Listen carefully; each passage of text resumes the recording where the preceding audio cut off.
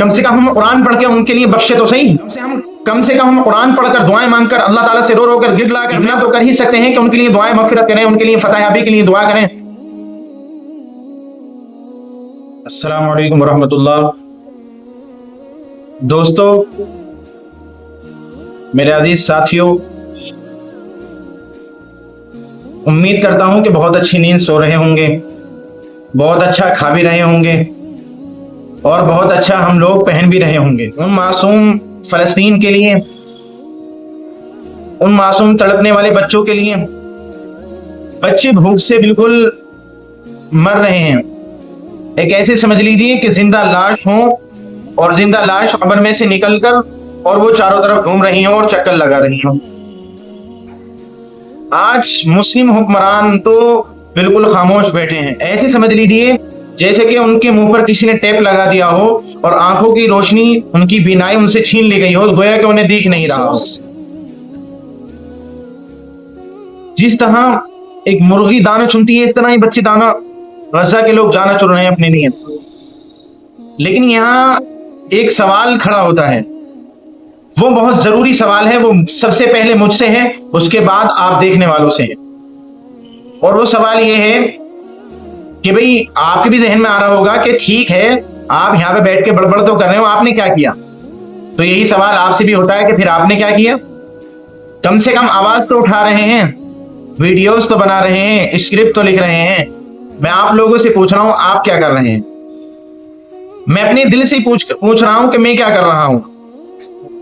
लेकिन मैं हक अदा कर रहा हूं कि कल कयामत वाले दिन वो लोग खड़े ना हो जाएं गिरेबान पकड़कर मेरा, कि अल्लाह, ये शख्स देख रहे थे इन्होंने लेकिन ना तो कोई स्क्रिप्ट लिखी, ना कोई दुआ की, ना कभी दिल में ख्याल आया, ना कभी इस चीज का किसी के दरमियान तज़किरा किया।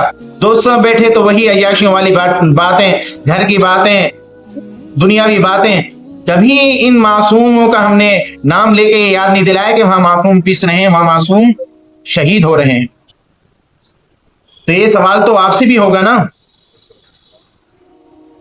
अब मसला ये आता है कि ठीक है, सब चीज बता रहे हैं, लेकिन करना क्या चाहिए? करें तो करें क्या? आप तो बता रहे हैं, कितने दिन हो गए उन पे जुल्म सितम होते हुए, जुल्मों के पहाड़ तोड़ते हुए इजराइल को। जब शुरू में हमारे पास वीडियोस आनी शुरू हुई तो हमने खूब हाथ उठाकर दुआ भी की, रो रो के दुआ हुई। अब यही चीज मैं आपसे पूछता हूं और खुद से ही पूछता हूं, क्या क्या ये दुआएं अब भी हो रही हैं?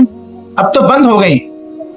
अब तो ऐसा हो गया कि एक चीज हमारे सामने हो रही है, अरे उसका घर जल रहा है, हमारे क्या है, जलने दो। कोई हमारे घर को जल रहा है, उसका घर जल रहा है, होता रहेगा।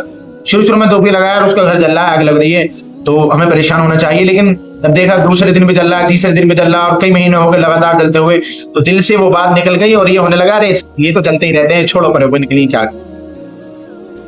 जवाब देना होगा मुझे भी और आपको भी। कहां से देंगे हम ये लोग जवाब?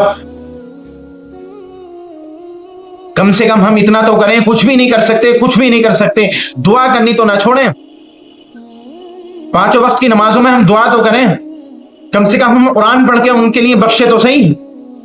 कम से कम हम कुरान पढ़कर दुआएं मांगकर अल्लाह ताला से रो रो कर गिड़गिड़ा कर मैं और आप लोग इतना तो कर ही सकते हैं कि उनके लिए दुआएं मगफिरत करें, उनके लिए फतह के लिए दुआ करें। लेकिन नहीं कर रहे। बाइकाट भी खत्म कर दिया आप तो सब जो जी चाह रहे हैं वो पी रहे हैं, जो जी चाह रहे हैं वो इस्तेमाल कर रहे हैं। बाइकाट भी खत्म हो गया, मैंने भी खत्म कर दिया, आप लोगों ने भी खत्म कर दिया। क्योंकि वही बात एक चीज हो रही है ना हमारे सामने, वही कि हम जब गुनाह करते रहे, तोबा भी कर रहे हैं, गुनाह भी करने, लेकिन शैतान ने कहा रे तोबा कर लेता है फिर गुनाह हो जाता है, तो क्या फायदा तेरी ऐसी तोबा का। तो हमने यही सोचा, यार क्या हो रहा है, कुछ नहीं हो रहा, हमारी दुआएं तो कबूल नहीं हो रही। आप जरा अपने दिमाग से ये सोचें कि उन पे 80 या 90 साल के करीब अरसा हो गया ये जुल्म सितम होते हुए। तो क्या ये अल्लाह ताला की मदद नहीं है कि वो अब भी उस जालिम हुक्मरानों के सामने वो इस तरह खड़े हुए, डटकर खड़े हुए? क्या ये अल्लाह ताला की मदद नहीं है? बिल्कुल ये अल्लाह ताला की मदद है। वजाअल हक़ व ज़हक़ल बातिल, अल्लाह तबारक व तआला ने कुरान में सफा सफा कह दिया कि बातिल मिट कर रहेगा और हक आकर रहेगा। लेकिन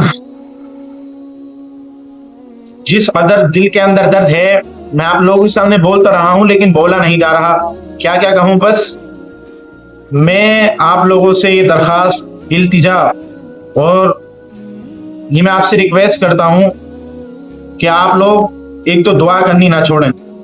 ये ना सोचे कि दुआ कबूल नहीं हो रही, दुआ उनके लिए जरूर करते रहें।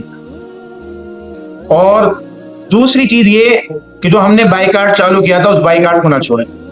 उस बाइकाट का बड़ा असर हुआ है। तो आप लोग कहेंगे हमें तो दिख नहीं रहा, नजर नहीं आ रहा, तो मैं इस वीडियो के डिस्क्रिप्शन में एक लिंक दे रहा हूं, आप उस वीडियो को जाकर सुने तो आपको पता चलेगा कि बाइकाट का असर हुआ है या नहीं हुआ। ये आप वीडियो जाकर देखें, आपको पता चलेगा कि बाइकाट का कितना असर हुआ करता है। और रहा दुआओं का मसला, तो दुआओं का असर होता है।